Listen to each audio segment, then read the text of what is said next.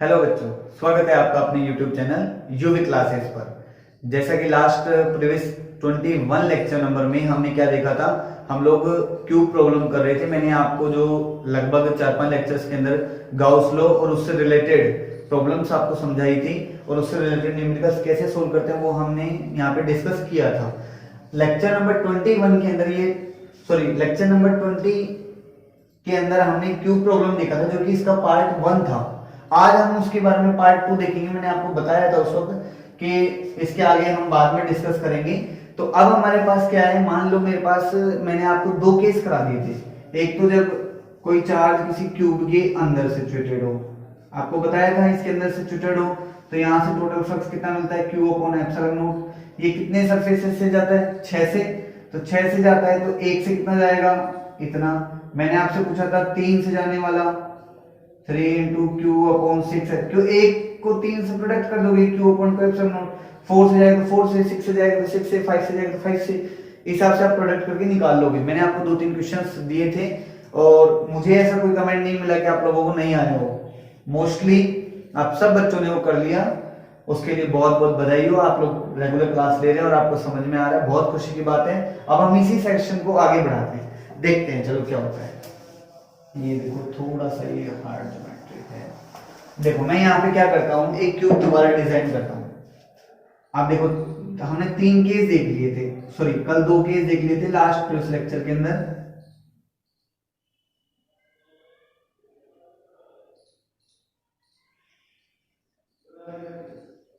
हमने क्या देखा था कि एक तो सेंटर पे रख लिया था, एक सरफेस के मिड पे रख लिया था, ठीक है। अगर सरफेस पे हो तो हम क्या करेंगे, हमें टोटल फ्लक्स कैसे मिलेगा और कितने सरफेस से आउट होगा वो देख चुके थे। अब अगर मान लो मैं क्यूब प्रॉब्लम के अंदर बात करूं कि इसके अंदर अगर मैं थर्ड केस की बात करूं, तीसरे केस की, if charge q is placed at the mid point of edge. अगर एज के मिड पॉइंट में हो, साइड के जो इसकी कोर है, जो इसकी भुजा है, उसके मध्य में रखा हो। कहने का मतलब अगर मान लो कोई चार्ज भी यहां पे रखा है, ये क्यू चार्ज यहां रखा है, ये यहां मान लो, कहीं भी मान लो, आपकी मर्जी है, मैंने यहां मान लिया, ठीक है। चलो आपको ये इस पे कंसिडर करो, मान लो ये क्यू चार्ज है। 1 मिनट के लिए इसको छोड़, वही बात है किसी भी एक सरफेस, किसी भी एक साइड पे मान, मैंने आपको बताया था टोटल अगर साइड देखी जाए तो इसके अंदर टोटल कितनी होती है, 12 साइड होती है, 4 दीवारों की और 4 छत की और 4 ही बेस की, ठीक है। इस हिसाब से मान लो ये चार्ज क्यों है, यहाँ पे कुछ ही नहीं है, ये अकेली साइड है। अब आपसे पूछा जाए कि इस क्यूब से टोटल आउटगोइंग फ्लक्स कितना होगा, how much the flux will passes through this cube, कितना होगा। तो उसके लिए मैं क्या करूंगा, मेरे को यहाँ पे देखना है कि इस चार्ज का इसके अंदर, क्यूब के अंदर कितना भाग आता है यहाँ पे। तो मैं क्या कर सकता हूं, अब ध्यान समझो। मैं चाहता हूं कि गाउस ने क्या कहा था, गाउस के अकॉर्डिंग ये था, चलो यहाँ पे समझो पहले। गाउस ने कहा था कि फाई बराबर क्यू इनक्लोज्ड होना चाहिए, एनक्लोज्ड होना चाहिए, या इनसाइड वाला अपॉन एप्सिलॉन। क्यों इनसाइड होना चाहिए, बट अगर मान लो मेरे पास मान लो कोई क्यूब है और इसके यहाँ पे चार्ज रख दिया, तो ये बॉल ऐसे तो चार्ज ऐसे तो निकलेगा। कहने का मतलब एक बॉल है, बॉल को एक एज के मिड में रखा, तो इसका मतलब 90 डिग्री का पार्ट ही तो अंदर जा रहा है, ये वाला, ये एंगल कितना होता है 90 डिग्री। इसका मतलब 90 डिग्री पार्ट ही तो अंदर जा रहा है, कितना बाहर है 270 बाहर है। क्यों, एक पॉइंट पे बने एंगल कितने होते हैं 360, तो ऐसे यहाँ पे चार्ज ने कितना बनाया होगा 360, तो 90 पार्ट अंदर है और 270 कितना हो गया, बाहर हो गया। अब मैं इसे एनक्लोज करने के लिए क्या करूं, एक क्यूब यहाँ पे है तो इस क्यूब के सामने एक और क्यूब बना दो, देखते जाना, ये लो।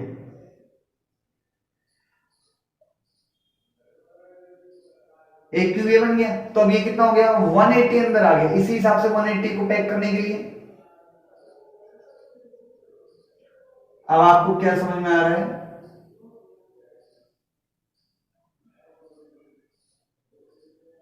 देखो ये 3D ज्योमेट्री है। अब आपको क्या समझ में आ रहा है, ये थोड़ा घिचपिच दिख रहा होगा आपको। कहने का मतलब अगर एक चार्ज को इसको एनक्लोज करना है तो इसके बगल में लगाया, देखो यहां पे था तो इसके बगल में लगाया तो क्या हो गया, दोनों बॉक्स के कारण पूरा पैक हो गया। फिर एक पीछे की तरफ लगाया तो कितना 270 पैक हो गया, एक को लगाया तो 90 360 पैक हो। कहने का मतलब इस चार्ज को पैक करने के लिए, क्यू चार्ज को पैक करने के लिए कितने क्यूब की जरूरत पड़ी? 4 क्यूब की। तो मैं कह सकता हूं बाय हेल्प ऑफ 4 क्यूब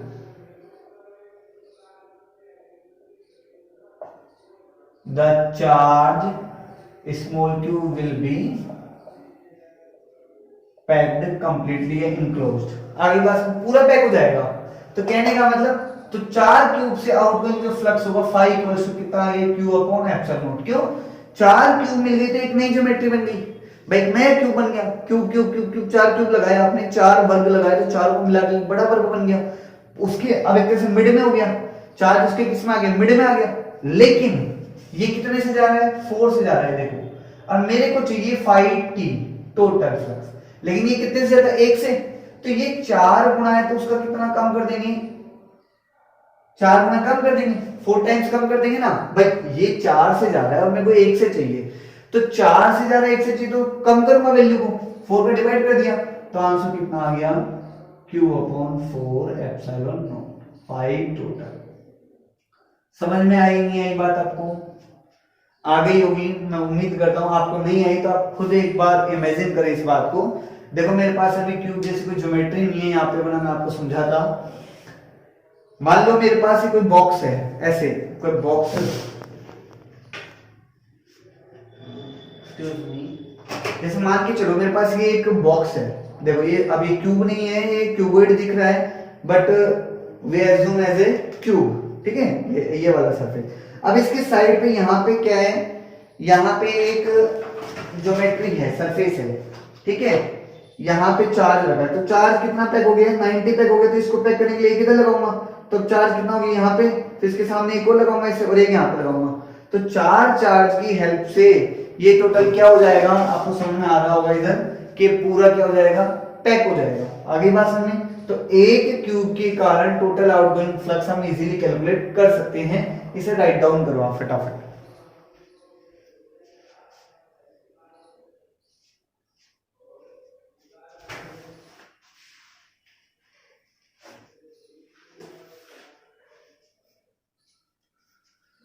हो गया? अब देखो इसके आगे बात देखो, ये कितने पार्ट से जाएगा? मैंने क्या कहा था? चार्ज जितने सरफेसों के कांटेक्ट में आता है उनसे चार्ज नहीं जाता, उनसे चार्ज का जो मैं यूं कहूं कि पासिंग जो फ्लक्स होता है वो 0 होता है। तो इसका मतलब ये चार्ज देखो एक साइड पे रखा है, अगर किसी कॉर्नर पे रख दिया जाए तो एक तो ये वाला सरफेस कवर करेगा, एक पूरा ये वाला सरफेस कवर करेगा, पीछे वाला। तो आप तो किसी जिस रूम के अंदर बैठे उसकी एक दीवार के कोने को देखना, वहां पे 2 सरफेस मिलते हैं नहीं मिलते? तो उन 2 सरफेसों को छोड़ के कितने सरफेस बच गए? 4। तो इसका मतलब दिस फ्लक्स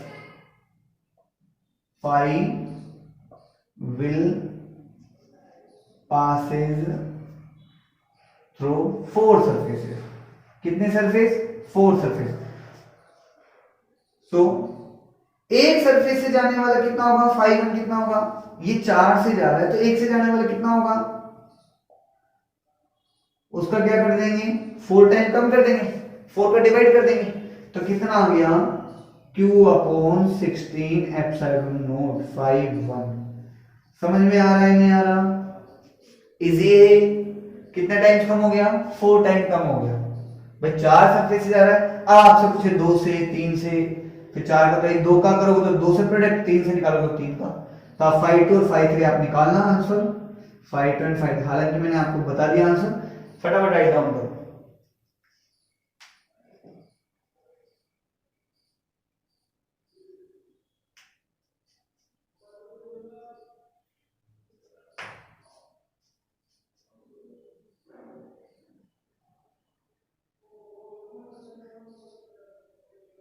हो गया वो छोटा सा था, ठीक है। नेक्स्ट केस देखो। अब हम इसको क्या कर सकते हैं?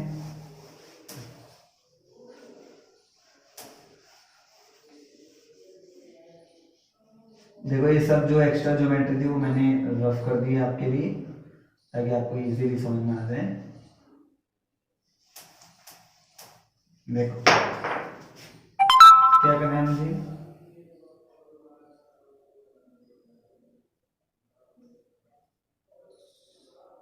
ये क्यूब था, ठीक है। अब नेक्स्ट केस क्या कह रहा है? If charge cube is placed at the corner, देखो आपके मोस्टली इस लेवल तक ही क्वेश्चन आते हैं, फिर इसके अंदर थोड़े टाइप के बाद अब देखो इस किस हिसाब का क्वेश्चन आएगा इसका। देखो मान लो कि चार्ज को मैं यहां रख दूं, ये कह रहा है कि किसी कॉर्नर पे रख दो, किसी कमरे के कॉर्नर पे रख दो, ठीक है। कितने कॉर्नर होते हैं एक क्यूब के अंदर? 8 कॉर्नर। याद करो मैंने आपको समझाया था कितने कॉर्नर होते हैं, 8 कॉर्नर होते हैं। तो 8 में से एक कॉर्नर पे मैंने क्या करा, चार्ज को रख दिया, रख दिया। अब रखने के बाद क्या होगा, अब हमें देखना है कि इससे टोटल फ्लक्स कितना आउट होगा, आउटगोइंग फ्लक्स कितना होगा, देखते हैं। अब इसको वही क्या बताया, इसको पैक करो। पैक करने के लिए दिमाग लगाओ, कैसे करेंगे? पैक करने के लिए आपने एक क्यूब लिया, जैसे वापिस हम उसी की एग्जांपल देखें। ये मेरे पास ये था, अब मान लो यहाँ पे चार्ज रखा है, आपको दिख रहा होगा यहाँ पे चार्ज रखा है। तो इसको पैक करने के लिए क्या करूं, यहाँ पे एक बॉल से रखी हिसाब से। तो अब इसको पैक करने के लिए एक क्यूब यहाँ कंसीडर करूंगा, फिर एक क्यूब इसके बगल में, एक क्यूब यहाँ पे। तो 4 क्यूब से 50% कवर हो जाएगी, हाफ बॉल।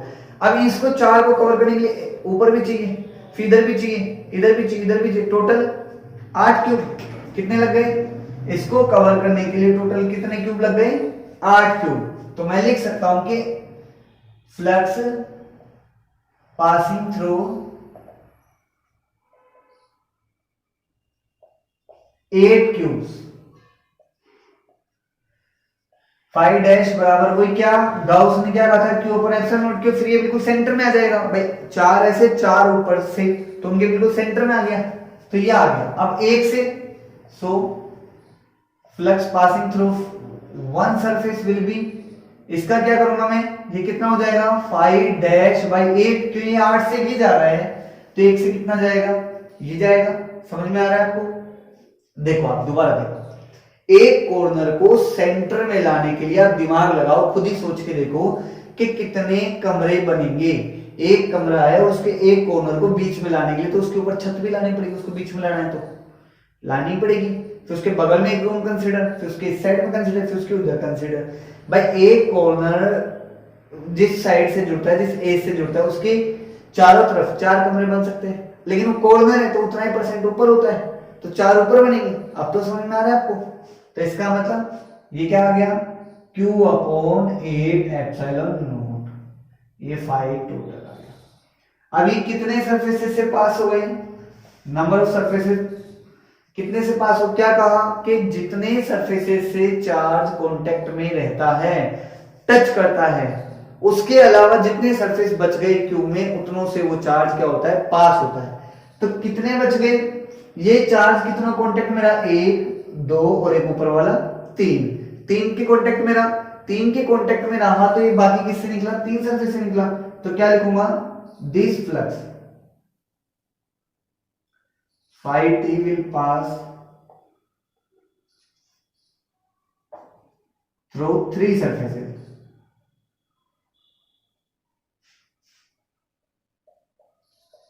आप क्या लिखोगे कि ये फ्लक्स 5T जो है वो 3 सरफेस से पास होगा।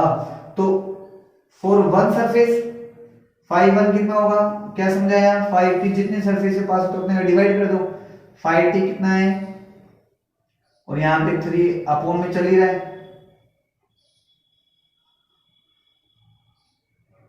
समझ में आया क्या? अब 2 से चाहिए तो 2 का प्रोडक्ट, 3 से चाहिए तो 3 का प्रोडक्ट, 3 का करके आपको वापिस सीखा, ये मिल गया नहीं मिल गया, आगे बात समझ में, इसको राइट डाउन करो।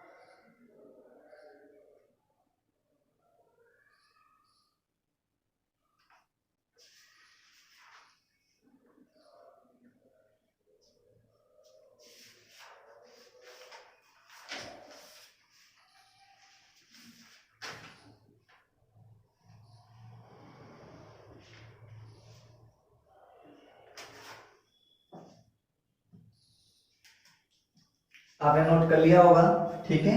अब देखो, अब मैं आपको कुछ क्वेश्चंस दे रहा हूँ, इससे रिलेटेड आपको निकालने और आंसर मुझे कमेंट सेक्शन में मेंशन करना है, जिनके बारे में जो हमारी कल शायद जो हमारा नेक्स्ट लेक्चर होगा उसके अंदर हम लोग क्या करेंगे, उसको डिस्कस करेंगे, उस आंसर्स को, ठीक है। उसके अंदर क्या आता है, अब देखो एक क्वेश्चंस दे रहा हूं मैं आपको यहाँ पे, ये कुछ क्वेश्चंस मैं आपको यहाँ होमवर्क में दूंगा। यहाँ पे हिंदी और इंग्लिश दोनों मीडियम में क्वेश्चन शो होगा, तो आराम से आप देखिए, आपको किसी को प्रॉब्लम नहीं आएगी। क्वेश्चन दे रखा है आपकी,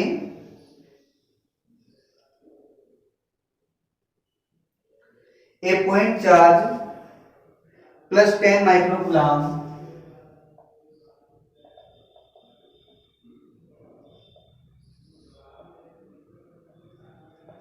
is at a distance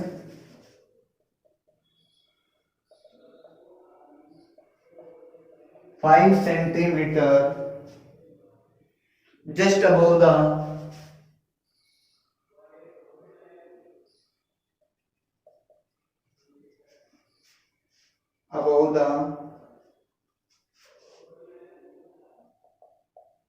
center of square of side 10 centimetre. देखो ध्यान रखना, स्क्वायर दिया है, एकदम से आंसर मत बोल देना, क्या आएगा समझ के।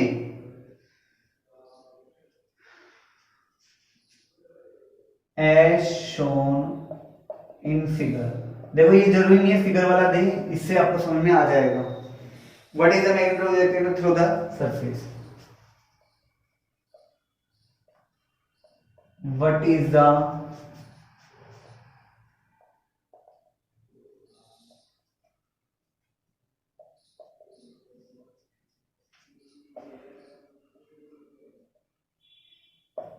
Through the square. और आपके कन्वीनियंस के लिए जो फिगर दे रखा है वो भी मैं आपको समझा देता हूँ। ये एक स्क्वायर दे रखा है और 10 का दे रखा है, ये 10 सेंटीमीटर है और यहाँ पे एक चार्ज है, ये 5 सेंटीमीटर डिस्टेंस, यहाँ पे चार्ज रखा है 10 माइक्रोकूलम का। आप इसको एबीसीडी कंसीडर करो, तो आपको एबीसी से निकलने वाला चार्ज बताना, एबीसीडी से निकलने वाला चार्ज, ठीक है। अभी आपको हिंदी में भी क्वेश्चन शो हो रहा होगा, अब आप देखें, तो आपको ये सबको सोल्व करके बताना है मुझे।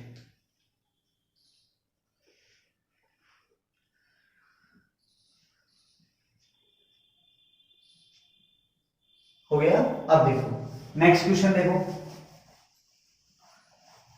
इसको हम नेक्स्ट लेक्चर के अंदर डिस्कस करेंगे इस क्वेश्चन को। अगर नहीं आए तो आप मुझे कमेंट सेक्शन में रिप्लाई जरूर करें।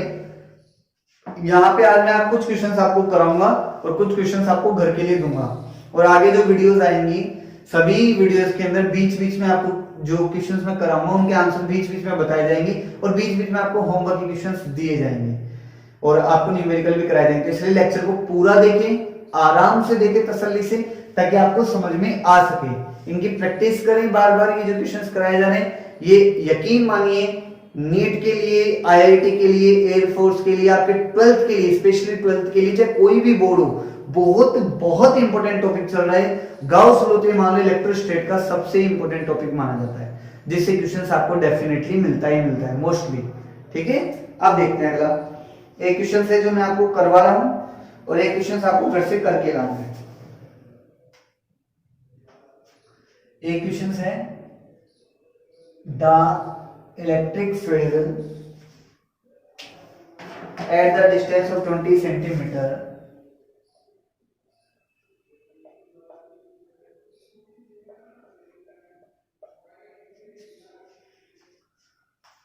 from the center of sphere is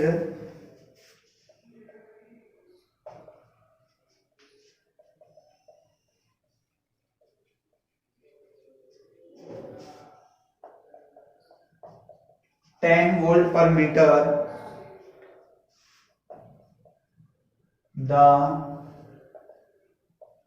radius of sphere is 5 centimeter. Find the electric field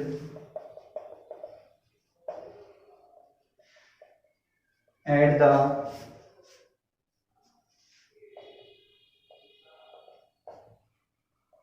distance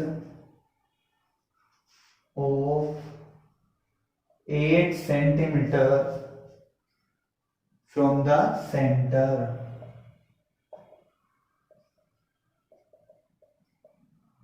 questions को ध्यान से समझो, हिंदी में भी आपको क्वेश्चन शो होगा, आराम से देखो। क्वेश्चन को आप लोग कॉपी में नोट कर लें, बोर्ड पे क्वेश्चन रहेगा ऐसा, फिर सॉल्यूशन भी कराऊंगा, इसलिए बीच में रफ हो सकता है, मैंने बोला भी है, साथ साथ नोट करते जाए।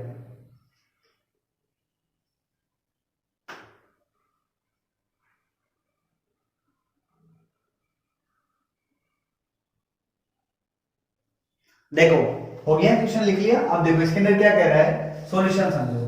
सबसे पहले मैंने क्या कहा, आपको कई बार बताया कि न्यूमेरिकल अगर सोल्व करना हो फिजिक्स के अंदर तो सबसे पहले गिवन अप देखा करो कि क्या क्या दिया है।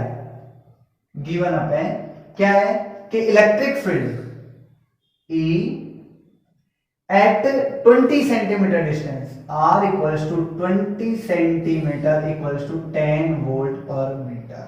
मतलब उसने कहा है कि the electric field at the distance of 20 centimetre. मतलब मैं अगर इसको आपको देखो, कोशिश करा करो, अगर ऐसा कोई डायग्राम आ रहा है जिसमें डायग्राम बन सकता है तो सबसे पहला रूल है, गिवन अप से भी पहले कोशिश किया करो उसका डायग्राम बनाने की। अगर आपने डायग्राम बना लिया तो बहुत इजीली समझ में आ जाएगा। रेडियस कितनी दी है, उसने त्रिज्या कितनी दी है, 5 सेंटीमीटर। फिर उसने कहा कि 20 सेंटीमीटर दूरी पे, ये 20 सेंटीमीटर की दूरी है, इस पे इलेक्ट्रिक फील्ड कितना दे रहा है, E20 पे 10 वोल्ट पर मीटर। अब उसने क्या पूछा है, find the electric field at the distance of 8 centimetre. अब उसने 8 सेंटीमीटर पे पूछा है, क्योंकि E8, इसका मतलब ये भी बाहर हो गया। इससे आपको पता चल गया ना कि दोनों ही केस बाहर के हैं, एक बाहर का दिए, दूसरा बाहर का पूछा और रेडियस 5 सेंटीमीटर है। तो ये आपको सबसे अच्छी बात यहाँ पे ये पता चल जाती है।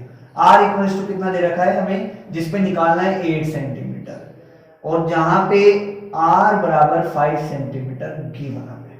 आगे बात समझ। आप चाहो तो इसको बदल भी सकते हो ऐसे यूनिट्स के अंदर, 8 into 10 to the power -2 metre और ये 5 into 10 to the power -2 metre. कोई दिक्कत नहीं है, बहुत इजी है। देखते कैसे, देखो हम क्या जानते हैं सब, E आउट। जिनको नहीं समझ में आ रहा हो वो मेरे प्रीवियस लेक्चर, ज्यादा नहीं, मैंने 20-20 25-25 मिनट के लेक्चर बना रखे हैं और सबकी हेडिंग दे रखी है। तो आप जो स्पेयर की जो कॉन्सेप्ट है, कंडक्टिंग और नॉन कंडक्टिंग दोनों में सेम आ गए, तो आउटर कंडीशन है, तो कोई सा भी केस आप जरूर देखिए, कंपलसरी कंडक्टिंग वाला देखिए। छोटा सा लेक्चर है, उस आप गाउस लॉ सारे देखिए, तो आपको मैं गारंटी से कह सकता हूं, मेरा विश्वास है, गारंटी तो क्या, मेरा विश्वास है, आपकी कोई भी कॉन्सेप्ट नहीं बचेगी। अब देखो E आउट हम क्या जानते हैं, KQ upon small r square होता है, यही होता है। अब एक बात देखो भाई, एक ही स्फीयर है, इस पे कुछ भी चार्ज रहा होगा, कोई भी चार्ज रहा होगा, केवल डिस्टेंस ही तो बदली है। केवल क्या बदली है, डिस्टेंस ही तो बदली है। तो Q तो कांस्टेंट हो गया, K कांस्टेंट होता है, तो इसका मतलब मैं क्या कह सकता हूं कि बाहर के बिंदु के लिए क्या होता है, E inversely proportional to r square होता है, स्मॉल r स्क्वायर, जो ऑब्जर्वेशन डिस्टेंस है, प्रेक्षण दूरी है। समझ में आ रहा है क्यों, Q तो ना बदला है, Q तो बदलने की बात ही नहीं की, उसने Q को तो चेंज ही नहीं किया क्वेश्चन के अंदर। तो इसका मतलब मैं लिख सकता हूं ऐसा, तो इसका मतलब ER20, देखते जाओ, R20 जो होगा वो क्या होगा, 1/r स्क्वायर के प्रोपोर्शनल होगा। तो यहां पे मैं लिख सकता हूं 20 सेंटीमीटर। भाई यहां पे जो r डैश दे रखा है आपको 20 centimetre can be written as, तो इसको क्या लिख सकता हूं, इनटू प्रोपोर्शनल लगाओ 10 की पावर -2 का स्क्वायर। चलो एक मिनट एक फॉर्मूला बना के दिखाता हूं आपको। ये ऐसा हो गया। अब देखो मैंने इसको r डैश माना है और इसको r माना है, ठीक है, r। तो इसका मतलब E आउट ऐसा होता है, ये रूल मिल गया। तो मैं यूं लिख सकता हूं E R डैश बराबर 10 वोल्ट पर मीटर। क्या r डैश माना है ना, अब r बराबर 20 को r डैश लिख दिया।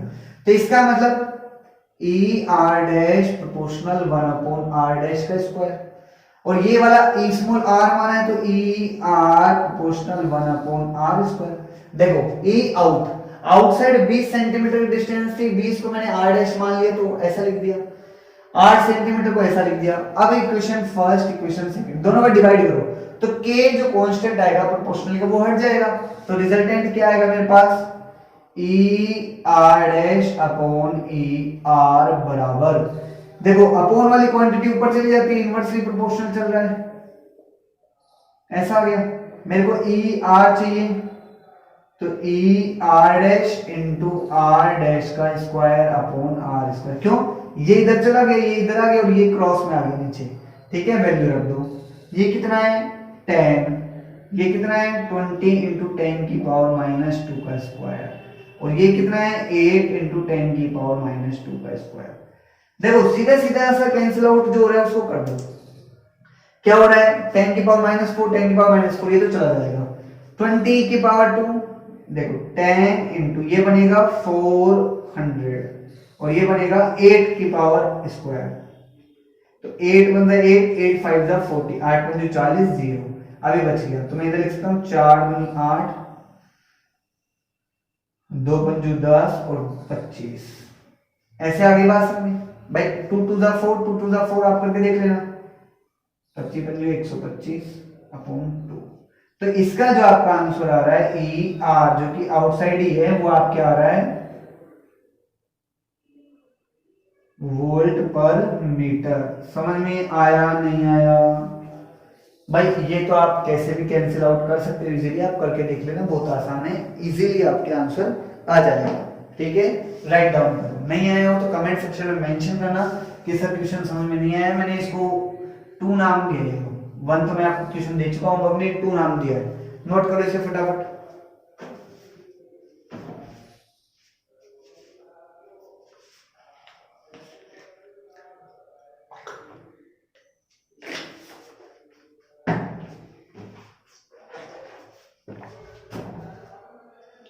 हो गया,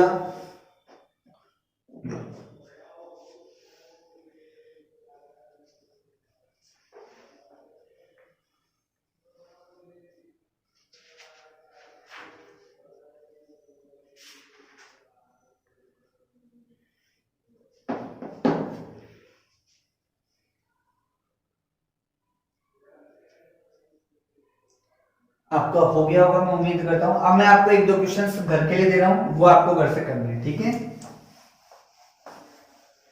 ये जो क्वेश्चंस कराए हैं मैंने, क्वेश्चंस लिखने के बाद एक बार सेल्फ प्रैक्टिस किया करो और उसके बाद सॉल्यूशन देखा करो, वरना फिर आपने जैसे एक बार सॉल्यूशन देख लिया, अब वीडियो को पॉज करने के बाद क्वेश्चंस को बिना देखे, क्वेश्चन देख लो, सॉल्यूशन को बिना देखे खुद करके देखो हो रहा है या नहीं हो रहा, और उसी टाइप के और क्वेश्चंस निकाल के देखा करो, इसी हिसाब से आपका इजीली क्लियर हो जाएगा। अब देखो नेक्स्ट क्वेश्चन देखें, 1-2 क्वेश्चन और देता हूं मैं आपको।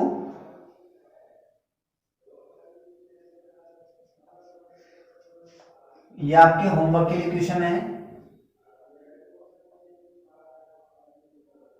The radius of 2 spheres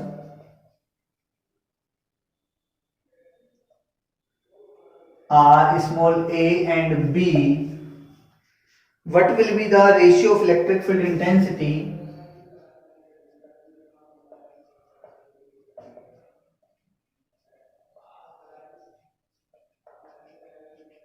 the way EFI मतलब electric field intensity, the radius of 2 spheres are a and b, what will be the ratio of electric field intensity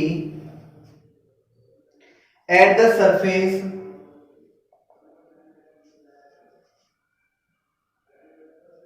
on charging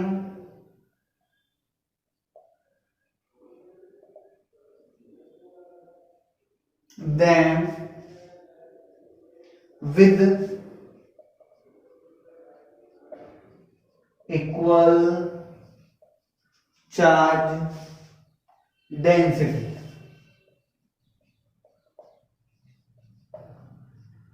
ये question आपको हिंदी में भी शो होगा, आपको answer बताना है क्या आएगा।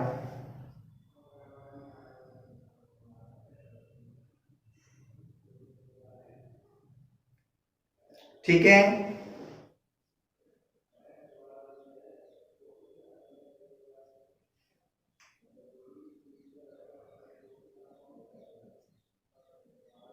ये जो इंटेंसिटी है ये है एट द सरफेस, कहीं आप कंफ्यूज हो जाओ सर कौन सी पोजीशन है, at the surface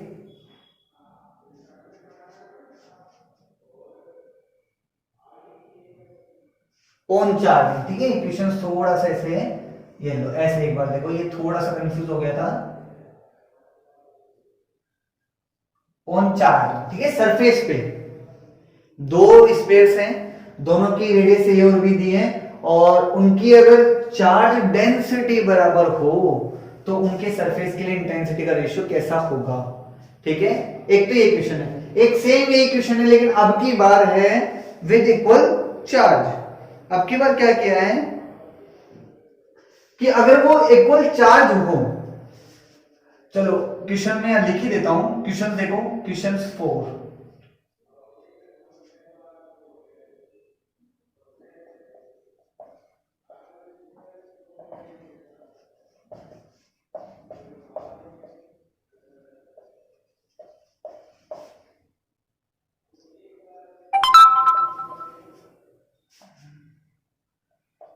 which are charged by